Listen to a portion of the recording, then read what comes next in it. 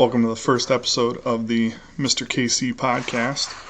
On each episode, we're going to look at some quick tips to help new and veteran teachers alike. And so in this first episode, we're going to take a look at building positive relationships with students. So let's get started. Tip number 1, show genuine interest.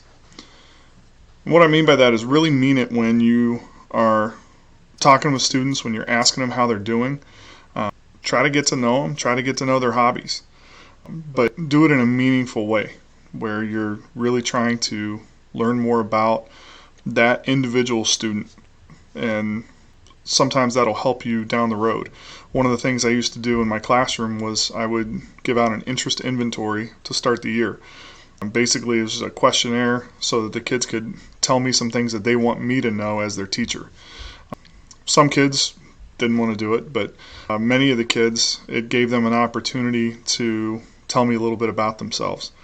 So, you can think of creative ways to ask those questions. What's your favorite movie character? What's the greatest book you've ever read? If you could travel anywhere in the world, where would you want to travel? Doing some creative questions like that can spark some interest with kids.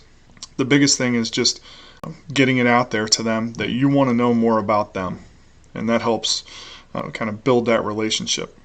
Tip number 2 is be approachable. The more that you reach out, the more open you are and the more open you appear to your students. And that helps with that being approachable. Throughout all your classes, provide opportunities for questions. And a lot of times this can be scary for a new teacher, particularly, what do I do when a question comes up that I don't know the answer to? That can be scary for anybody when they're first starting out. The biggest phrase that I always used that helped me out was to just reply back, let me find out for you. It's okay to let them know that you don't know all the answers. And it's also okay to plant that seed that you're going to try to find out for them. You're going to try to get the most information that you can for them. And you're going to try to help them out with something that they're curious about.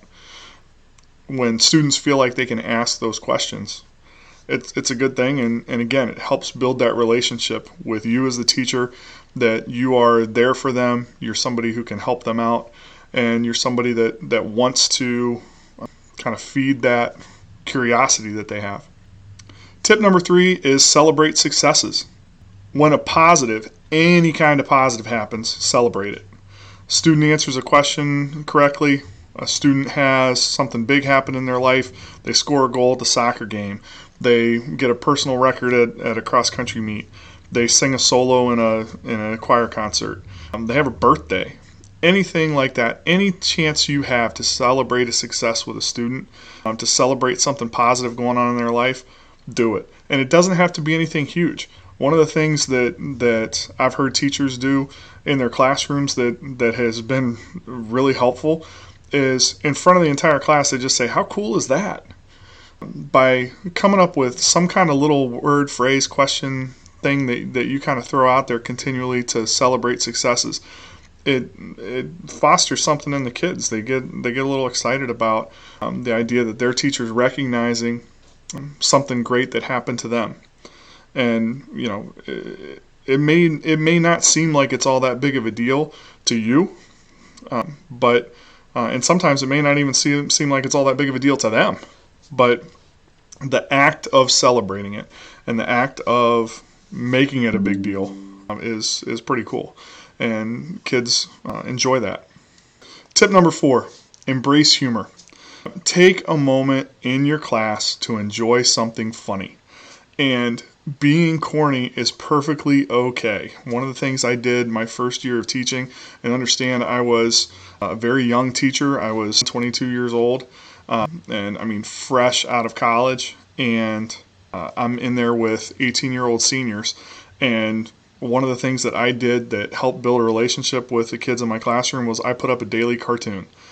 It was the dumbest thing in the world. It had nothing to do with government, but I took 30 seconds, put up a Garfield cartoon, explained it as slowly as possible, just to frustrate my seniors, because they're like, yeah, we get it. And then I would just interject the best dad humor that I possibly could, just to make the kids kind of press pause from their daily life and just enjoy something silly. It seemed like the dumbest thing in the world, but the kids actually started to look forward to it. And it just gave me an opportunity to show a different side. I wasn't the guy that was constantly talking about U.S. government. I was also, talking about a Frank and Ernest cartoon, throwing something up on the screen that they weren't expecting, and gave the kids a little bit of an outlet, and allowed me to do something that was a little bit different too. Tip number 5, be willing to apologize. This seems like something that a young teacher should never ever do, apologize for doing something wrong. But sometimes making a mistake shows that you're human to your kids. It allows you to model for your students how to handle a mistake. And so whether that's you misspeak when you're answering a question, you have something up on the board that's not correct, any little thing like that, apologize for it. And it gives you a chance to really demonstrate that you are reflective, that you're thoughtful, that you're constantly getting better. And kids appreciate that. So to close this episode out, each and every day, remember that you may be the one positive in that kid's life. And so every chance that you can get to show them that you're constantly there for them, that you care about them, and that you want to be a part of their life, any chance that you can demonstrate that to the kids, it's huge. So capitalize on that opportunity.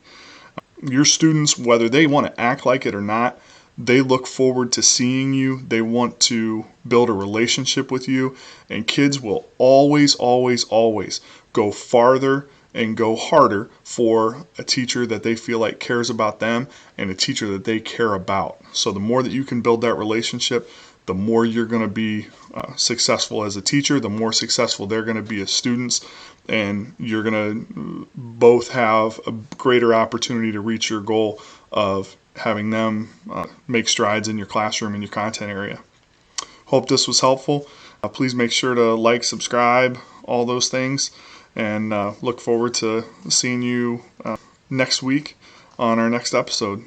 Episode 2 is going to be about creating the proper learning environment. We'll see you then.